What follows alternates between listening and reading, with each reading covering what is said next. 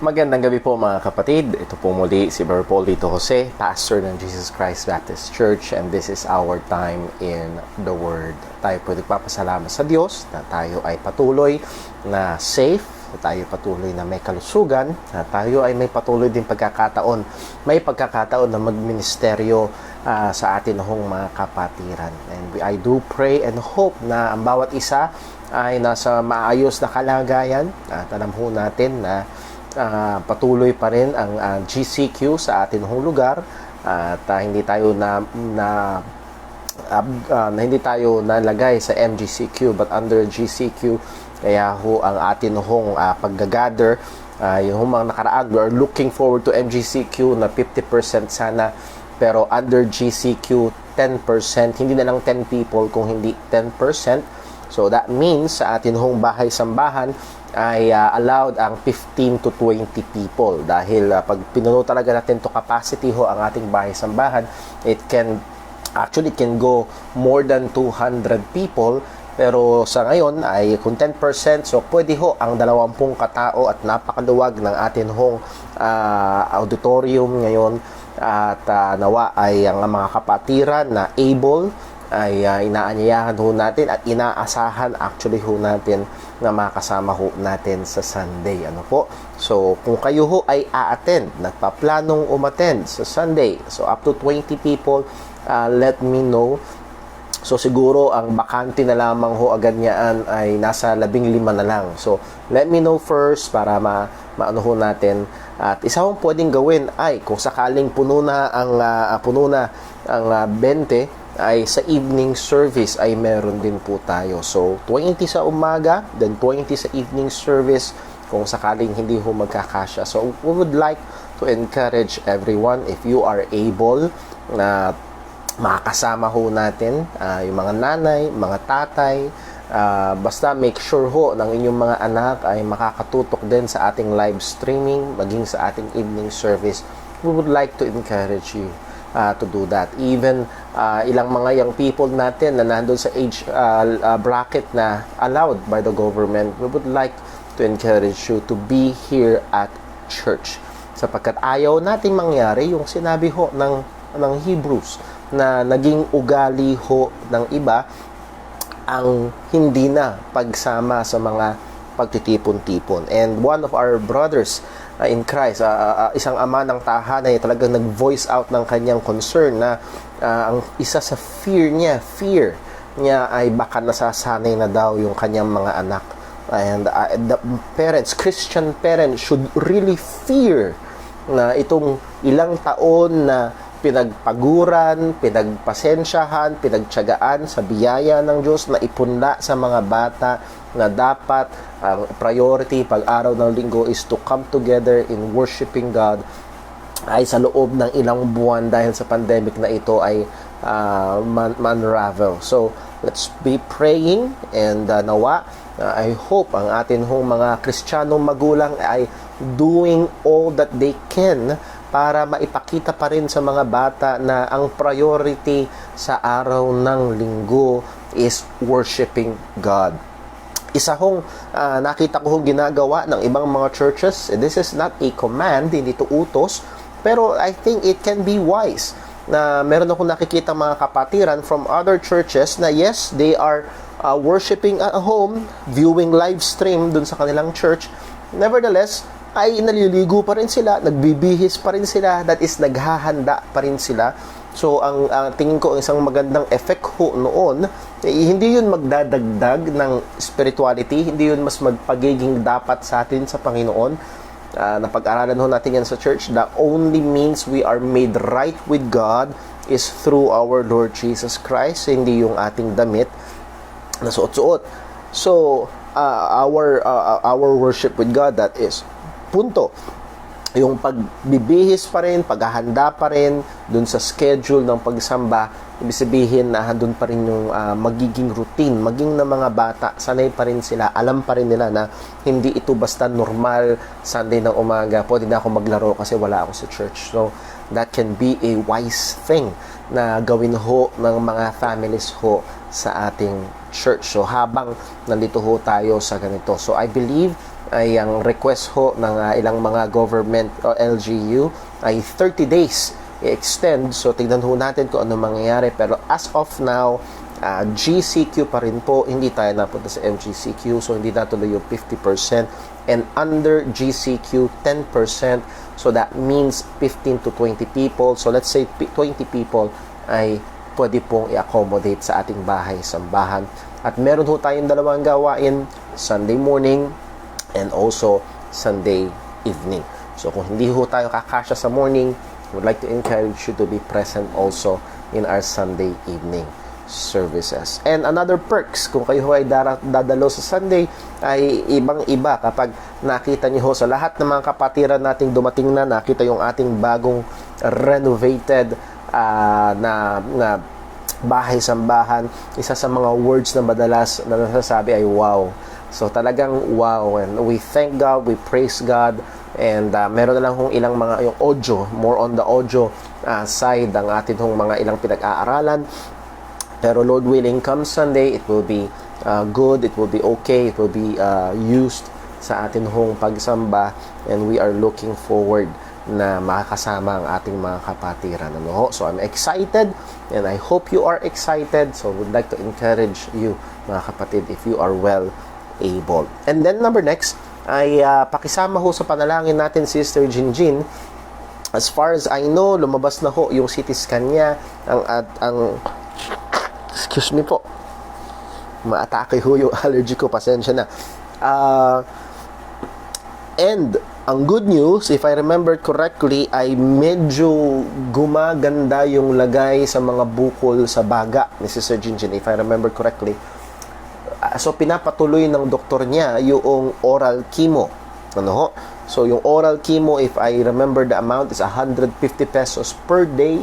And I think itutuloy yata yun ni Sister Jinjin maybe 60 or 70 days. Ano ho? Dahil mukhang nagre-respond ng maayos ang kanyang katawan dun po sa oral chemo. So pag-pray po natin, and if we can be a channel of blessing. Last time we have brethren who really step forward, naging blessing sa ating kapatid na ito.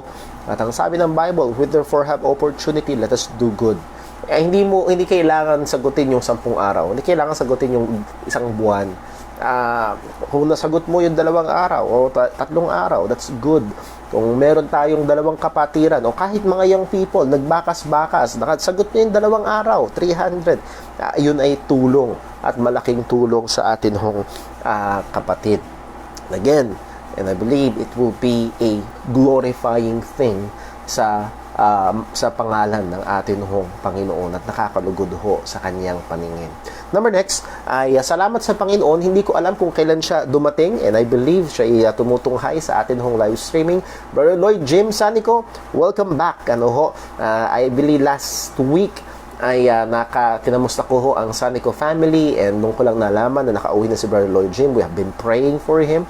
Ilang buwan siyang na stranded sa US, dun sa loob lang ng barko, and alam ho natin yung kahirapan na pinagdadaanan ng ating mga OFWs, even yung ating seafarers. So salamat sa Panginoon, he is able to come home safe and sound at hindi siya nakapag-contract ng virus na COVID-19. So praise the Lord, salamat sa Panginoon sa answered prayer po. Excuse me po ulit.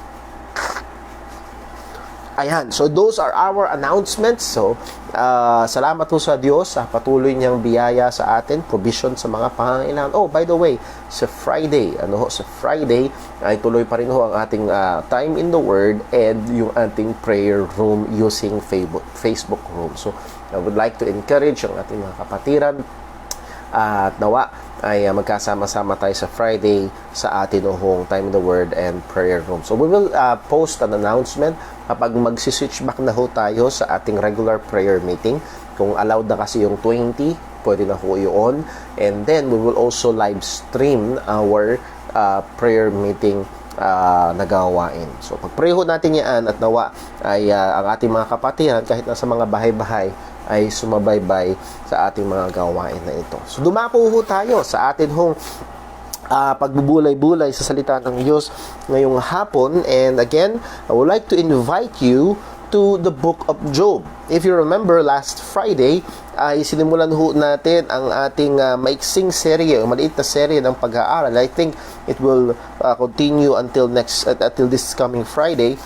Isang maikling serye na our response to suffering, or ang ating tugon sa pagdurusa. To be more precise, a believer's response to suffering. Paano tutugon ang isang mananampalataya sa mga pagdurusa? And isa ho sa mga punto na ating diniinan ng mainam last time is believers are not exempted to sufferings. Ang mga mananampalataya, ang mga anak ng Diyos, ang mga Kristiyano ay hindi exempted sa suffering. If you remember, dun ho sa ating pag-aaral sa Psalm 23, sa verse 4, anong sabi? Though I walk in the valley of the shadow of death. And it pertains to maybe a very life-threatening situation, a very dangerous, a very deep, dark situation. So, ang punto ay ito, even a Christian who is closely following Jesus Christ can go through the valley of the shadow of death. So, hindi pwedeng isipin, hindi ho pwedeng isipin ng isang tao na ako'y Kristiyano na at sumusunod sa Panginoon, therefore wala nang mangyayari na pagdurusa o masama sa aking buhay. Well, that is definitely not biblical. Yung pinapangaral ng iba na basta maging faithful ka lang kay Lord, maging sumunod ka lang kay Lord. At lagi pa hong joke ng misis ko, laging sinasabi nung dating grupo na kanyang kinakanim, basta nagtatights ka lang, ay maganda at mabuti na ang lahat. Well, siguro hindi nagtatights si Pablo, kaya dumarada siya ng pagdurusa. Mga kapatid, iyon ay simply not biblical thinking. Ang malinaw sa Bible, ang mga Kristiyano, mananampalataya, kahit na nagtatapat sa Panginoon, the most faithful people in the Bible, even our Lord Jesus Christ Himself, a man without sin, ay dumanas ng pagdurusa. At si Jesus mismo ang nagsabi na ang kanyang mga tagasunod ay daranas ng pag-uusig dito ho sa sanlibutan na ito. So again, punto, ang mga Kristiyano ay daranas ng pagdurusa in many ways, in many forms, in different degrees. Ay darating ang mga pagsubok na yan, pagdurusa na yan, pero kailangan tayo ay maging handa at maging maayos ang ating pagtugon at pananaw sa mga pagdurusa ho na dumarating sa ating buhay. Pero bago tayo magpatuloy, tayo ho muna ay manalangin. Let us pray. Panginoon naming Diyos, aming Ama sa langit, aming pinupuri ka, pinapasalamatan ka, minamahal ka. Do alam namin, Panginoon, na nahandoon ang kakulangan, nahandoon ang aming mga pagkakasala, nahandoon ang aming mga kakapusan, maging katamaran, kakuparan sa mga gawain ng kabanalan. Panginoon, patawad po, patawarin mo kami. Tulungan mo kami sa biyaya mo, sa kapangyarihan ng banal na Espiritu, na patuloy na labanan, patayin ang mga nakatahampang kasalanan sa aming buhay. Patuloy na migdasain, kagaya ng uhaw na lupa, tigang na lupa, ay kailangan ng ulan. Kami rin naman, O Diyos, ay nahando nawa ang aming lubos na pagkauhaw sa iyo, sa iyong salita, sa iyong katotohanan, sa aming relasyon sa iyo. O Panginoon, tulungan mo kami ngayon, maging sa aming pagbubulay-bulay ng iyong salita, bigyan mo kami ng karunungan, bigyan mo kami ng liwanag. At hindi lamang po liwanag sa aming isip, kundi Panginoon, ito'y maging katotohanan sa aming mga buhay. Hindi lamang kami maging tagapakinig, kundi maging tagaganap, maisabuhay namin ang mga katotohanan na amin hong napag-aaralan sa mga pag-aaral na ito. Lord, we also pray for our sister in Christ, Sister Jinjin. Thank you na lumabas na ho ang resulta ng CT scan. Thank you na nahando na magandang epekto ng oral chemo. And we ask you, Lord, by your grace, ikaw po nawa ang kumilos, gumawa ng mga kaparaanan upang ang gamot na kailangan ng aming kapatid ho na ito ay ma-provide sa kanya. Lord, alam mo po ang kanyang kalagayan. mahabag ka po nawa sa kanya.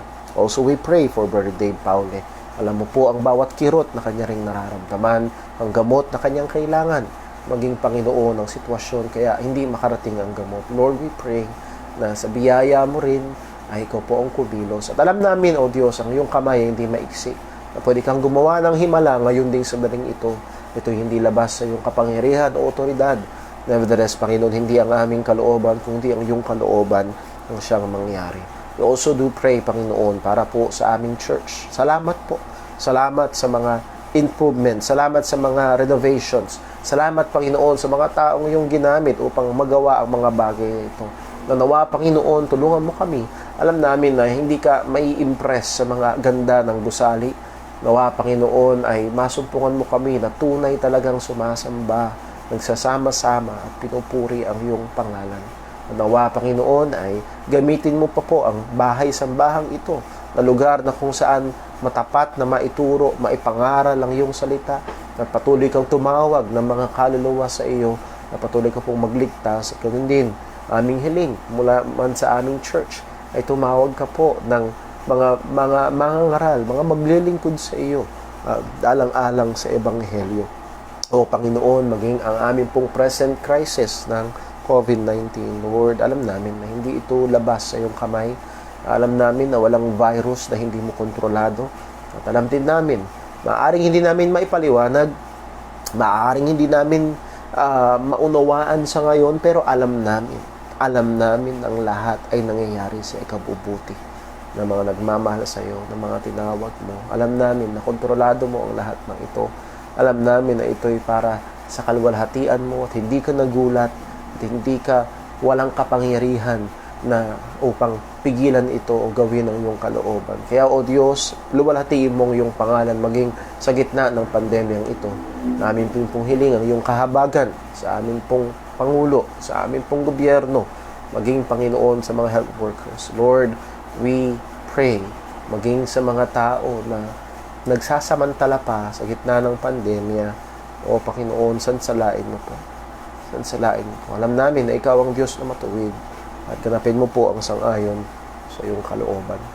Muli, O Diyos, mahabag ka po sa aming pag-aaral. Bigyan mo kami ng karunungan.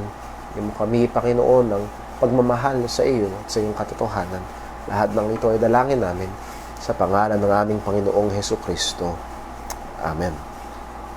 Well, I hope na hindi niyo nakalimutan ang talata na ating pinagsimulan ng pag-aaral last Friday, and it's from the book of Job. So I would like to invite you again to please open your Bibles to the book of Job. Job chapter 1. At alam natin yung context na to, mabilis lamang. Si Job ang dalawang pinakamayaman sa panahon doon sa lugar nila sa panahon na yon, and pinakamatuwid. Not perfect, not sinless perfect, pero siya yung pinakamatuwid nung panahon na yun sa lugar na yun. At pinagmalaki ng Panginoon si Job kay Satanas. At may teorya si Satanas. Ang teorya niya ay, kaya lang naman nagtatapat yan kasi binibless mo. Kaya lang naman yan nagtatapat kasi binibless mo.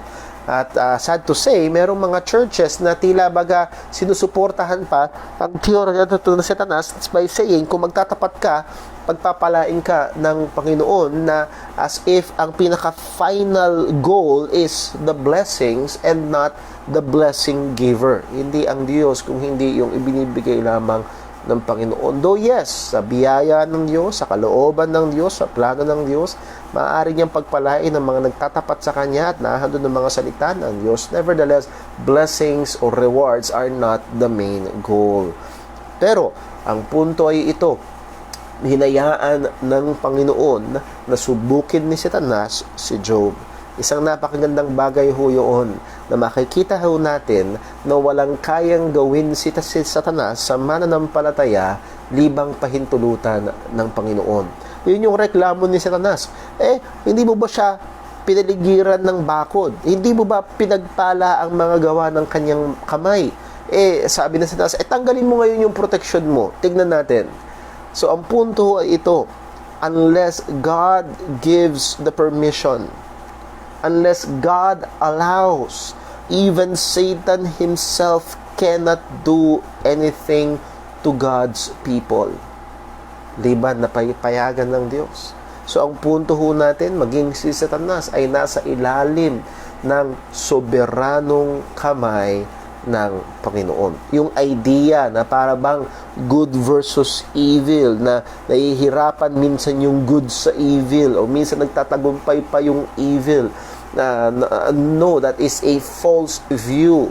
Never na nahihirapan ang Diyos kay Satanas. Nevertheless, ang Diyos ay merong plano kung saan pinakamaluluwalhati ang kanyang pangalan at maipapakita, ang biyaya at ang pagmamahal niya, and also maipapakita rin ang kanyang katwiran at kanyang hatol sa kasalanan o sa kasamaan. So muli, naroon ang napakadakilang katotohanan, lalo na walang magagawa ang kaaway libang pahintulutan ng Panginoon. So muli, punta tayo dun sa ating binasa sa Job chapter 1 verse number 20 to 22, just for us to have a more definite context ng ating pinag-aaralan. Job chapter 1 verses 20 to 22 po ang sabi. And ito na yung tugon ni Job. Pagkatapos mawala yung kanyang mga ari-arian, and finally, yung lahat ng kanyang mga anak, 10 mga anak, in just one swoop, one day, patay lahat yung kanyang mga anak. So ang sabi ho ng salita ng Panginoon, pagkatapos maibalita sa kanya na lahat ng kanyang mga anak ay namatay, ang sabi, verse 20, Job 1, Then Job arose, and rent his mantle, and shaved his head, and fell down upon the ground, and worshipped, and said, Naked came I out of my mother's womb, and naked shall I return thither. The Lord gave, the Lord hath taken away. Blessed be the name of the Lord.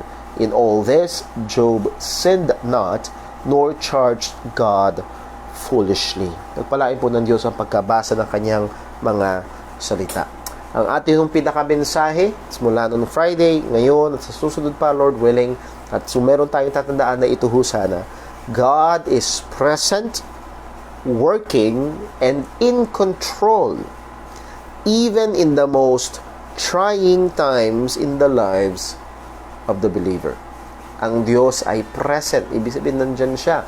Ang Diyos ay working, ibig sabihin gumagawa siya, hindi siya malayo at walang magawa. And in control, siya ay soberano at hawak niya ang lahat ng bagay, maging sa pinakamahirap na mga yugto o pagkakataon sa buhay ng mga mananampalataya. Well, not just in the most direst or most bitter sufferings or times sa buhay ng Kristiyano, even in the best times, nahandun lagi ang Diyos, siya ay present, siya ay gumagawa, at siya ay in control. Last time, pinag-aralan ho natin na ang mga mananampalataya nga ay hindi exempted sa anumang pagdurusa. Nakita natin ng patong-patong na mga halimbawa sa Biblia, si Joseph na isang mananampalataya, isang matapat na mananampalataya, hindi perpekto, pero dumanas ng mga pagdurusa. Si Apostol Pablo, isang lingkod ng Panginoon, isang apostol ng Diyos, dumanas ng mga pagdurusa. Even our Lord Jesus Christ Himself, sabi nga natin kanina, in all points was tempted, yet without sin, pero dumanas din ng pagdurusa. So, the Word of God is clear. Suffering is a part of the life of the believers. Not just of the believers, but all people. Nakita natin sa Romans chapter 8, verse 22, na because creation is affected by sin, it groaneth, and it groaneth together with us. Nahandun yung pag-groan natin, the physical creation is groaning. It is affected by sin. That's why we have all these disasters, all these happenings, maging sa ating katawan. We have all these diseases and viruses na andun yung pagtanda, andun yung kamatayan, andun yung mga pagdurusa. So, all of this are the effects of sin. And we are not an exemption. Pero meron tayong pag-asa. Let me invite you again to Romans chapter 8. Romans chapter 8, excuse me po. Romans chapter 8, verse number 22. Ano po ang sabi ng salita ng Panginoon? Romans chapter 8, verse 22. Ang sabi po ay ito, "For we know that the whole creation groaneth and travaileth in pain together until now." So the whole creation na naapektuhan po ng kasalanan. Verse 23, "And not only they," sino pa? "But ourselves also, which have the first fruit." So even people, not just the creation, but even man, and in this context, even believers are affected by sin.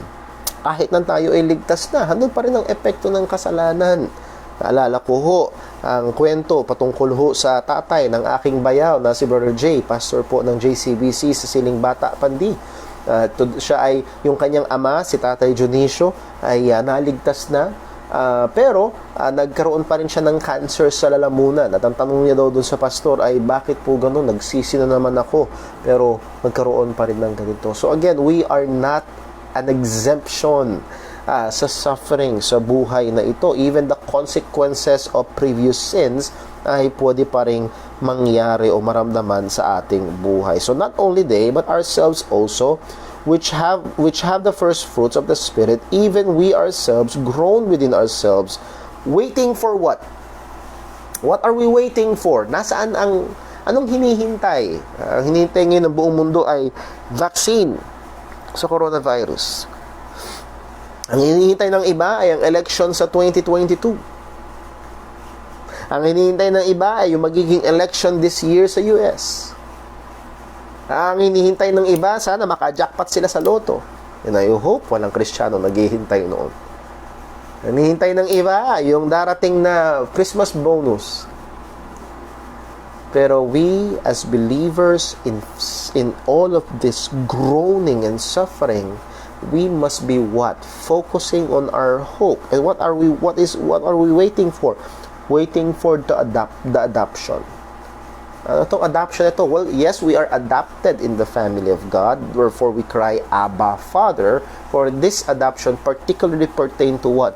Waiting for the adoption, to wit, the redemption of our bodies. The redemption of our bodies. Kaya nga ho dito sa church, yung pinag-aaralan natin ng kaligtasan, isa sa mga diniinan natin ay hindi lang ang kaluluwa natin ang niligtas ni Jesus. Yes, common language natin, namatay siya para sa ating mga kaluluwa. Niligtas niya ang ating kaluluwa. Sumampalataya ka para maligtas ang iyong kaluluwa. Those are common language. But let us be reminded, believers, not just our souls, but even our bodies. We as believers, ang totoong Christian, we are waiting for the adoption of our bodies, the glorification of our bodies, the redemption of our bodies. So, itong ang mga Kristiyano ay yung mga namatay na, bubuhayin uli. Yung mga aabutan ni Kristo sa kanyang pagbabalik, itong may katawang may kamatayan, papalitan ng walang kamatayan, may kasiraan, papalitan ng walang kasiraan. So, it is not just our soul, but Jesus saved you. Jesus saved the whole person, even our bodies, maging ang ating mga katawan. So, punto, we are suffering, yes, because of the effects of sin, but believers, we are waiting. We are hopeful. At ang ating hope ay wala sa anuman dito sa mundong ito, kundi siya na dumating, umalis, at hinihintay nating bumalik muli. Walang iba kundi ang ating Panginoong Hesukristo. At dun nakaangkla ang ating pag-asa. So last time, tinignan natin yung ating first point. How should believers respond to sufferings? And I gave the point na we must acknowledge and submit to the sovereignty of God, which is we can see clearly sa tugon ni Job. Kung babalik tayo sa Job chapter 1, ano ang sabi ni Job? The Lord gave, and the Lord had taken away. Blessed be the name of the Lord. Hindi sinabi ni Job na the Chaldeans taken away, the Sabaeans are taken away. Hindi sinabing Satan has taken away or Mother Nature has taken away. No. In-acknowledge niya, it is God who gave. Ang Diyos ang nagbigay. Hindi ito bunga ng katalinuhan ko, hindi ito bunga ng pagpapagal ko, hindi ito bunga ng kahusayan ko. Itong lahat ng meron ako ay bigay ng Diyos. At ngayon, nawala ito lahat. Sabi ni Job, ang Diyos din ang nag-alis.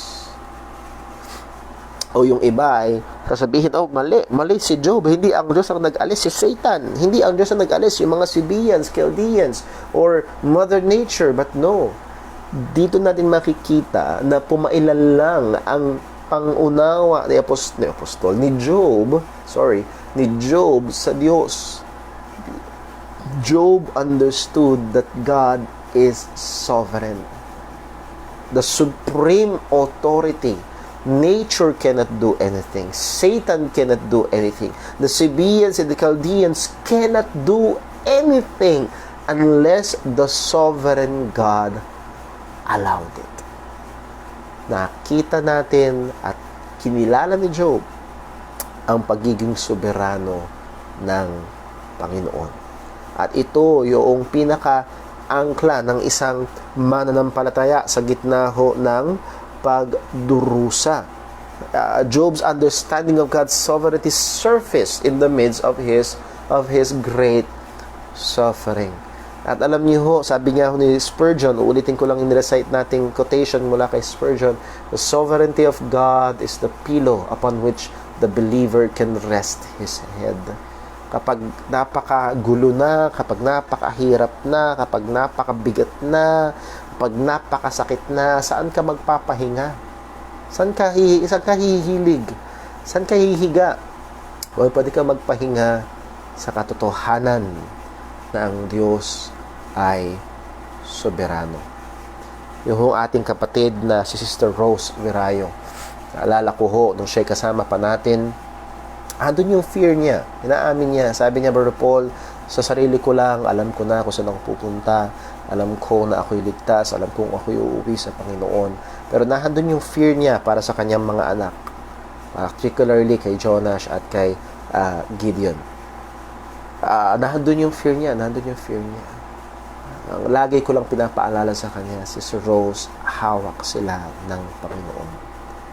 Hawak sila ng Panginoon. It is normal na magkaroon ng pag-aalala, pero gusto ko sana na makita natin bilang mga Kristiyano, wag lang tayo tumingin sa pag-aalala, sa problema, kundi tumingin din tayo sa katotohanan na hawak ito ng Diyos, hawak tayo ng Diyos. At ito mang sitwasyon na naroon ka, hawak ito ng Panginoon at pwede kang magpahinga sa katotohanan na ito. Maraming mga tao na doon nag-aalala, paano na ang church 10 years from now? Paano na ang ekonomiya 20 years from now? Paano na ang mga bata 30 years from now? Well, talagang kung walang Diyos na soberano, nakakapag-alala. Pero dahil may Diyos na soberano, now, I'm not saying na huwag tayong maghanda. I'm not saying na huwag nating pag-isipan. I'm not saying na huwag nating bigyan pansin. Pero isang magandang dapat gawin ng Kristiyano ay kilalanin na ang Diyos ay soberano. Maging ang mga Kristiyano nga ho sa Biblia, ang mga mananampalataya sa Biblia, kinilala ang pagiging soberano ng Panginoon. Kung merong isang verse, napakagandang verse sa Old Testament is Genesis 50 verse 20. Reviewin lang natin ulit ho bago tayo bumunta sa atin hong ikalawang punto. Genesis 50 verse 20. Ayoko lang na makalimutan natin ito. Maganda kung tumatak sa ating mga kaisipan. Genesis 50 verse 20, at ang context ko nito ay si Joseph. At si Joseph ho ay a few chapters before, kinumpronta niya yung kanyang mga kapatid at yung kanyang buong pamilya ay napunta na sa Egypt at pumanaw na yung kanilang ama na si Jacob. At takot na takot yung mga kapatid ni Joseph na, nako, wala na yung ating ama, gagantihan na tayo ni Joseph sa ating mga ginawa. Definitely gaganti siya. Pero ano ang sabi ho ni Joseph sa kanila sa verse number 20, Genesis 50. But as for you, mga kapatid niya, Ye thought evil against me. What ye thought and what ye did is evil. Ang inyong inisip, ang inyong plano, ang inyong ginawa, masama yun. So, hindi sila excuse. They are responsible for their sins. They are responsible for their evil. Pero ang isa, hindi man natin maipaliwanag, pero ito'y totoo, na kamangha-manghang bagay dito ay ito. Ang sabi niya, as for you, ye thought evil against me, but God meant it for good. Wow. Even the evil na ginusto at ginawa ng mga kapatid ni Joseph kay Joseph, God meant it for good, not just of Joseph. Ang sabi tuloy natin, as it is this day to save much people alive. Not just good for Joseph, which is literally naging good para sa kanya, nalagay siya sa pangalawa sa pinakamataas na posisyon sa Ehipto, but for the good of many more. Mga kapatid, let this be an encouragement. Sa biyaya ng Diyos, even the trying, even the painful, even the hard things, may hihirap, madugo, malungkot, madilim na mga bagay na nangyayari sa buhay mo ngayon. At maaari, at isa pa sa napakahirap, kung meron mga taong nasa likod nito na gumawa ng unfairness, gumawa ng masama, gumawa ng injustice, they meant it for evil. Maaaring niloko ka, maaaring ninakawan ka, maaaring pinagtraidoran ka, maaaring, again, they meant it for evil. But know this, Christian, know this, anak ng Diyos, alalahanin mo ito, alamin mo ito, at kapitan natin ito, God meant it for good. Tama ho, sinabi ni Jerry Bridges, even the worst things in our lives is for our good. It's for our good. So muli, yung Romans 8:28, and we know all things work together for good to them that love God, to them who are the called according to His purpose. Again, hindi ito para sa lahat ng tao. It's only for those who love God. At sino yung mga nagmamahal sa Diyos? Mga tunay na mananampalataya. So Romans 8:28 is a verse applicable to believers only. Now, I don't want us to consume all of our time sa pagre-review lamang. Let's go to our second point. Go back to Job chapter 1. At titignan natin yung verse 22. Hindi lamang basta kinilala ni Job ang pagiging soberano ng Panginoon sa gitna ng kanyang pagdurusa. Isa pang napakagandang bagay at ating tugon dapat sa gitna ng pagdurusa ay ito. Number 2, not just acknowledge and submit to the sovereignty of God. Number 2, we must keep ourselves from sin.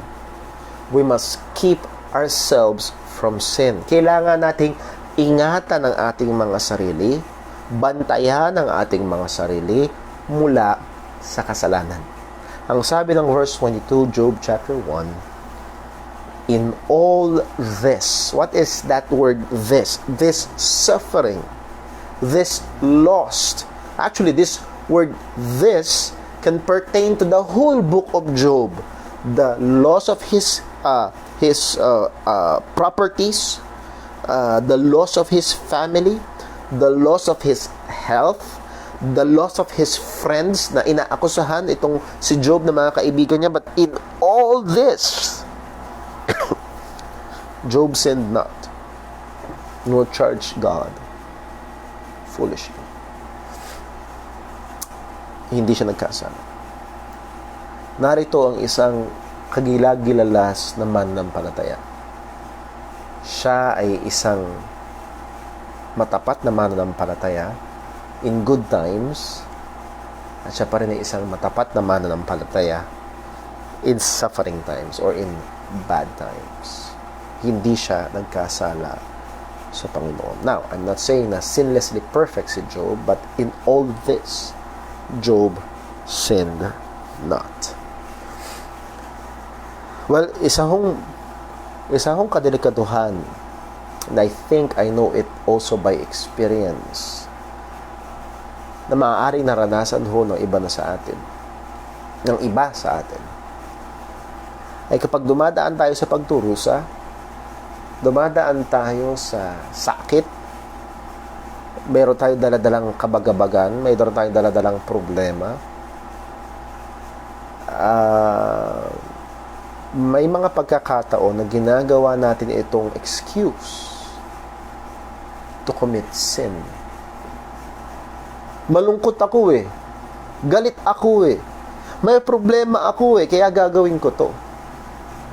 Na as if our suffering is an excuse to commit sin. Na as if baliwala sa Diyos na dahil sa tindi ng pagdurusa ay hindi mo nabantayan ang iyong bibig at kung anong masasamang bagay ang nababasa sa iyong bibig. Hindi mo nabantayan ang iyong kaisipan. Kaya kung ano-anong bagay ang naisip mo at maaaring pinatay mo na sa isip mo yung taong kinamumuhian mo, or maaaring yung mga aksyon mo ay naging pananakit na sa iba. Hindi lisensya ang pagdurusa para gumawa tayo ng kasalanan. Yung iba, ang tingin pa sa kasalanan, excuse me po, ay natural. Kapag ikaw ay nagdurusa, para bang natural na gumawa ng masama. Natural na reaksyon ng tao. And para bang ito'y excuse. Well, not so. And I think yung comment na yon in all this, Job sinned not, ay nagpapakita na hindi excused. Na kahit sa matinding pagdurusa, hindi ito rason para magkasala ang mananampalataya, at hindi rin ito rason para paratangan ng Panginoon ng masama. Para bang, yung sabi dito, charge God foolishly. Para bang iano ang Diyos na, Lord, you're foolish for allowing this. Ano yung madalas ang sabi ng mga tao? Ba't nangyari sa akin ito? Mabait naman ako. Ba't nangyari sa akin ito? Naglilingkod naman ako kay Lord. Na as if, nagkamali si Lord. Lord, mali ka mabait ako Lord, mali ka nagtatides ako Lord, mali ka faithful ako ba't ako You're charging God as one who does foolish things. Yun ang punto. Pero, hinighlight ng salita ng Diyos in the inspired word of God. It says, Job sinned not. It means God paid attention still sa moral standing ni Job in the midst of suffering. At ito ang problema, mga kapatid. In the midst of suffering, there are times and there are dangerous times that our moral standards are lowered because we are suffering. Dahil may gumawa sa atin na masama, dahil may masamang nangyari. Naalala ko ho, dati may ako nabasa na pag meron daw Kristiyano na dumaraan sa pagsubok at gusto niyang magalit sa Diyos, gusto niyang para bang so far as parang murahin, hayaan mo lang daw mailabas niya yung galit niya. I don't think so. This verse shows na nagbigay attention pa rin ng Diyos sa moral na nakalagayan. Job sinned not or charged God foolishly. So isa sa mga dapat nating bantayan ay hindi tayo pagkasala kapag dumaraan tayo sa anumang pagdurusa. Bantayan ho natin. Kung merong panahon na kailangan tayong mas maging mapagbantay ay kapag nahandun yung problema, kapag nahandun yung bigat, bantayan natin ang ating bibig. Bantayan natin ang ating kaisipan. Bantayan natin yung ating aksyon. May kasabihan ho tayo na, well, hindi naman kasabihan, pero alam natin by experience, kapag masakit ang ngipin, madaling magalit. Para maiksi ang pasensya. Masakit ang ngipin ko, wag mo akong anuhin masakit ang ngipin mo nas if lisensya na yun para wag mong kontrolin ang iyong temper. Yes, alam natin na handoon ang kahirapan. Pero hindi ito lisensya. At kailangan bantayan natin ang ating mga sarili mula sa kasalanan. Ephesians chapter 4 verse 26 ang sabi, be ye angry. So hindi masamang magalit, pero may dugtong, and sin not. At merong mga sitwasyon at merong mga mahihirap na sitwasyon na our tendency, and actually there are times that we should be angry. May mga times na dapat tayong magalit, lalo na kung ang pangalan ng Panginoon ang nadudusta, kung ang pangalan ng Panginoon ang nalalagay sa hindi magandang kalagayan. May pagkakataon talagang magalit dapat ang Kristiyano. Pero ang sabi pa rin, sin not. Be angry and sin not. Huwag tayong magagalit. Ang sabi ng James chapter 1 verse 2 hanggang 4. Actually verse 4 ang sabi, but let patience have her perfect work. Kailan yun? When we fall into diverse temptations. Hayaan mo yung pasensya. Ang problema, kapag nawaraan tayo sa pagdusubok, madalas ang pasensya ang bagay na wala tayo. Yun ang umiiksi. Again, I'm not saying mga kapatid na walang tanong. I'm not saying na walang bigat. Minsan natural na magkaroon tayo ng tanong sapagkat hindi talaga natin alam kung ano nangyayari, kung bakit nangyayari, and we are very limited. But what I'm saying ay ang pananakit ng iba through physical or verbal or foolishly accusing God in trying times, in suffering times, ay hindi marapat na gawin ng isang mananampalataya. Balikan lang natin sa Genesis chapter 50, verse number 18. Let me read. Bago sinabi ni Job yung you thought evil against me, but God meant it for good. So verse 20. Sabi sa Genesis chapter 50, verse 18 ito. And his brethren also went and fell down before his face, before Joseph's face. And they said, behold, we are thy servants. At alam ni Joseph kung bakit ito ginagawa ng kanyang mga kapatid dahil takot silang gagantihan niya sila. Pero ang sabi ni Joseph, and Joseph said unto them, fear not, for am I in the place of God. Huwag kayo matakot. Imbis na magpadala si Joseph dun sa madalas na reaksyon ng iba, gagantihan ko kayo, ginawa niyo ako ng masama, ito na ang pagkakataon ko, no? Hindi yun ang ginawa ni Joseph. Ang paalala ng salita ng Diyos sa atin sa Romans chapter 12 verse 19, dearly beloved, avenge not yourselves, but rather give place unto wrath, for it is written, vengeance is mine, I will repay, saith the Lord. Lalo na kung dumanas tayo ng unfairness, dumanas tayo ng ill treatment, dumanas tayo ng injustice. Ang sabi ng salita ng Panginoon, avenge not yourselves. Minsan gusto nating ilagay sa ating kamay yung paghihiganti. Gusto nating ipahiya siya, gusto nating gawan siya ng masama, gusto nating may mangyari sa kanyang masama. Sabi ng salita ng Diyos, avenge not yourselves, give place unto wrath. Isang ma-appreciate natin dito. Alam nyo, yung anak ko si Timothy, maliit pa lang siya. Pero pag may gumawa ng masama sa anak ko, hindi yun baliwala sa akin bilang tatay. Tingin nyo, just listen. Tingin niyo ho, baliwala kaya sa ating Ama sa langit kung may gumawa ng masama sa kanyang anak dito sa lupa? Tingin niyo ho, baliwala kaya sa Diyos? Baliwala kaya sa ating Ama sa langit kung merong naloloko sa kanyang mga anak dito sa lupa? Kung merong gumawa ng injustice, kung merong namahiya, kung merong talagang ng mura at ng dusta sa kanyang mga anak dito? No. Hindi ito baliwala sa ating Ama. Ang tong sabi pa sa Romans chapter 12 verse 21, be not overcome of evil, but overcome evil with good. So, kapag ginawa ka ng masama at gumawa ka ng masama, ang punto nun, you were overcame by evil. Nadaig ka ng kasamaan. Ginawa ka ng masama, tapos gumawa ka ng masama, nadaig ka ng kasamaan. Pero dapat gawin, overcome evil with good. Yung gawin natin ay kabutihan at hindi kasalanan.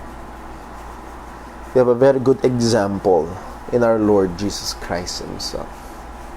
Kung merong may pinaka malinis, pinaka matuwid na dahilan para gumanti, ay ang ating Panginoong Jesucristo. Pero napag-aralan natin to sa 1 Peter chapter 2 verse 20. For what glory is it if when ye be buffeted for your faults, you take it patiently? Ano daw anong pakinabang kung ikaw ay dumanas ng pagdurusa, may ginawa ka palang kasalanan? Dapat ka lang dumanas ng parusa. Pero ang sabi ho ni Apostol Pedro ito, But if when you do well and suffer for it, ye take it patiently, it is acceptable with God.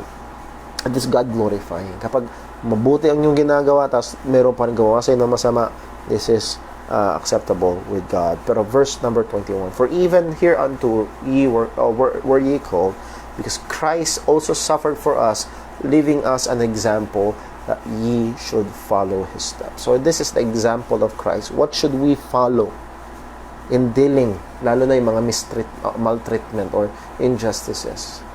Sabi niya, who did no sin, neither was God found in His mouth. Who when He was reviled not again. When He suffered, He threatened not. Wow. I'm not saying na madali ho ito. I'm not even claiming na perfectly nagagawa ko ho ito. Lalo na pag may gumawa sa atin ng masama, andun yung threat. Kagati ako. Well, look at our Lord Jesus Christ. Sabi, He did no sin. No guile was found in His mouth. When He was reviled, He reviled not again. When He suffered, He threatened not. Pero anong ginawa ng ating Panginoong Hesus? At dito tayo matatapos ngayong gabi. Ang dapat nating tugon sa pagdurusa ay ito. Bantayan natin ang ating sarili mula sa kasalanan. At ang ating Panginoong Hesus, ginawa siya ng masama, pero di siya gumanti ng masama. Anong ginawa ni Hesus? Verse 23 pa rin, 1 Peter chapter 2. But committed Himself to Him that judgeth righteously. Committed Himself to Him that judgeth righteously. It is another way of saying this, Romans chapter 12. Lord, bahala ka na. Nakikita mo po. Nakikita mo po. Naalala ko ho si Nehemiah, if I remember correctly, si Nehemiah. Nung nagbibuild sila ng wall, merong mga tao na nagtatreat pa. Yung ginagawa niyo ni Nehemiah, pagre-rebelde yan, yung ginagawa ni Nehemiah, babagsak din yan. Nehemiah, pupunta kami dyan at gagapiin namin kayo, papatayin namin kayo. Anong ginawa ni Nehemiah? Hindi siya, binabato sila ng putik. Anong ginawa ni Nehemiah? Hindi siya nambato ng putik. Nanalangin siya sa Diyos, and sabi niya, Lord, behold their threatenings. Ito yung mga ano nila. Ito yung mga sinasabi, Lord. Ito. Bahala ka na. Andun yung paghahanda nila Nehemiah, pero sa Diyos. Yeah. That's the word na madalas natin ginagawa. Ipa sa Diyos.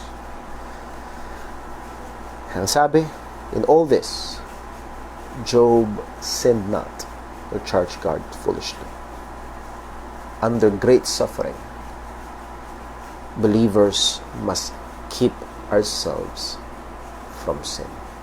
So when suffering comes, we must acknowledge and submit to the sovereignty of God. And then pangalawa, we must keep ourselves from sin. Let's pray. Panginoon naming Diyos, aming Ama sa langit, salamat po. Salamat sa biyaya mo, salamat sa paalala mo, tunay Panginoon. Ang iyong salita ay parang salamin, ina-expose, pinapakita ang aming dumi. Lord, ganong karaming pagkakataon na hindi namin nabantayan ang aming puso. Nagnasa kaming gumawa ng masama. Nagnasa kaming gumanti. Hindi namin nabantayan ang aming mga salita. Hindi namin nabantayan, Panginoon, ang aming mga kilos. Patawad po. O Lord, tulungan mo kami. Hindi lamang po pag maganda ang mga nangyayari, kundi lalo na kapag dumaraan kami sa pagdurusa, ay bantayan namin ang aming mga sarili mula sa kasalanan. Paalala mo sa amin, O Diyos, na ihawak mo kami. Paalalahanan mo kami, O Diyos, na Ikaw ay para sa amin. At Ikaw ang gaganti para sa amin. Paalala mo sa amin, Panginoon, na oo, kami man ay dumaraan sa libis ng dilim ng kamatayan. Kasama ka namin. Sa gitna ng pinakamatindi, pinakamahirap, pinakamalalim, pinakamadilim na pagdurusa. Kasama ka namin. Nangako ka, hindi mo kami iiwan. Hindi mo kami pababayaan. Hawak mo ang lahat ng ito. Ngayon, tulungan mo kami. Alam mo po na kami mahina. Kami marupok. Salamat sa paalala ng iyong salita. Salamat sa iyong rebuke. Nawa gamitin mo ang katotohanan na ito upang patuloy kaming hubugin sa wangis ng aming Panginoong Hesukristo. Lahat ng tidalangin namin sa pangalan ni Jesus. Amen. God bless po mga kapatid. Maraming salamat for joining us in our time in the Word. Again, next Friday, this coming Friday, at 6 p.m., we'll have our time in the Word. And then after that, our prayer, JCBC prayer room. I miss you all. I love you all. Ingat pa rin ho tayo. Suot ang face mask. At maaari. Oh, by the way, sorry po. Last announcement. Sa mga dadaluho sa Sunday, bring your face shield. Ano po? Face mask, face shield. Ingat ho tayo para ho talaga hindi tayo makitaan ng butas sa ating mga pag-iingat. Ano po? So, pag-pray natin ng bawat isa, ingatan naman tayo ng Panginoon. God bless po. Magandang gabi.